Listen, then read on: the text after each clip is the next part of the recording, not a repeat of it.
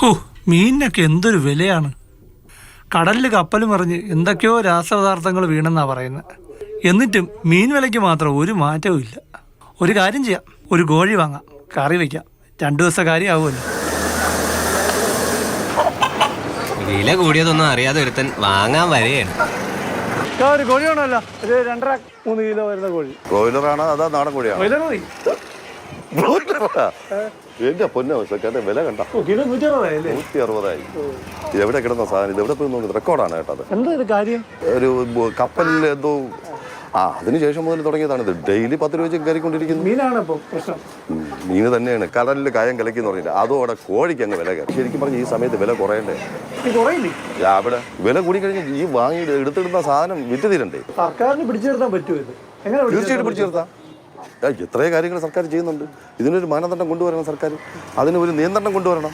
ഇപ്പോഴത്തെ കണ്ടിട്ട് ഞാൻ ഒരു സഹോദരൻ ഒരു കാര്യം പറയട്ടെ, നിങ്ങൾ ഹോട്ടലിൽ പോയി കഴിക്കും. ഞാൻ അതേ പറയുള്ളൂ, വേറെ ഒന്നും തോന്നരുത്. കുറച്ചിട്ടുണ്ടോ? ഇല്ല, കൂടുകയാണ് ചെയ്തത്. അപ്പൊ ചുരുക്കത്തിൽ മീനും കഴിക്കാൻ പറ്റാതായി, ചിക്കനും കഴിക്കാൻ പറ്റാതെ എനിക്കൊരു തൂക്കം കുറഞ്ഞൊരു കോഴി എടുക്കും.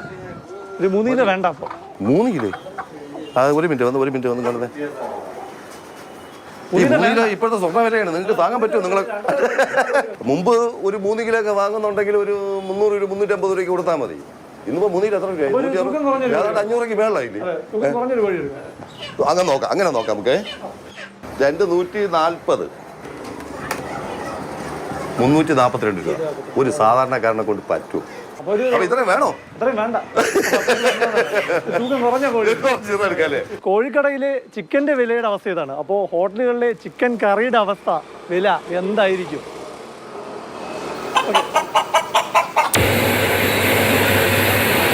പല ഹോട്ടലുകളും അവരുടെ ചിക്കൻ വിഭവങ്ങളുടെ വില ആനുപാതികമായി വർദ്ധിപ്പിച്ചിട്ടുണ്ട്.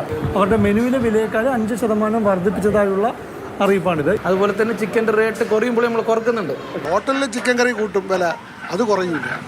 അവിടെയാണ് ഈ പ്രശ്നം. എന്നാൽ കൂടിയാൽ പിന്നെ ഒരു 10% ആക്കേണ്ടി വരും. എന്നാൽ വർദ്ധിപ്പിക്കാത്ത ചില ഹോട്ടലുകളുമുണ്ട്. അവരുടെ വിലവിവര പട്ടികയിൽ മാറ്റങ്ങളുമില്ല. ഇത്തരം ഹോട്ടലുകൾക്ക് പിടിച്ചു നിൽക്കാനാകുമോ? അവർ തന്നെ പറയട്ടെ. ഇപ്പോഴത്തെ മീനിൻ്റെ വിഷയമുണ്ട്, പക്ഷെ മീനിൻ്റെ വിഷയം വരുന്നതിന് മുമ്പ് കൂടി. വില കൂടാനുള്ള സീസൺ അല്ല, താങ്ങാൻ പറ്റാത്ത രീതിയിലായിട്ട്. ആരുടെ പറയാൻ ഇത്, ആരുടെ നിയന്ത്രണം ഒന്നുമില്ല. ഈ രീതിയിൽ വില പോവുകയാണെങ്കിൽ കട അടച്ചിടാൻ നമുക്ക് സ്റ്റാഫുകളുടെ മെയിൻ്റനൻസും ഗ്യാസും ഇതെല്ലാം കൂടെ ഇത്രയും വില നമുക്ക് നിൽക്കാൻ ഒക്കില്ല.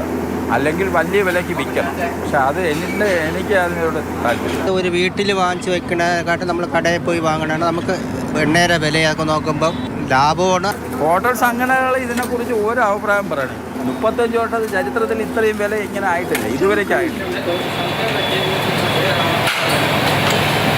ജനങ്ങളുടെ അവസ്ഥയാണ് അവസ്ഥ. വില കൂടുതൽ കൊടുക്കാതെ ചിക്കൻ വാങ്ങി കറി വയ്ക്കാനും പറ്റില്ല. ഹോട്ടലിൽ പോയി ചിക്കൻ കറി വാങ്ങി കഴിക്കാനും പറ്റില്ല. ഇടപെടേണ്ട സർക്കാർ എന്ത് ചെയ്യുകയാണ്? ക്യാമറമാൻ അനൂപിനും ശ്യാമിനുമൊപ്പം പ്രശാന്ത് കൃഷ്ണ, മാതൃഭൂമി ന്യൂസ്, തിരുവനന്തപുരം.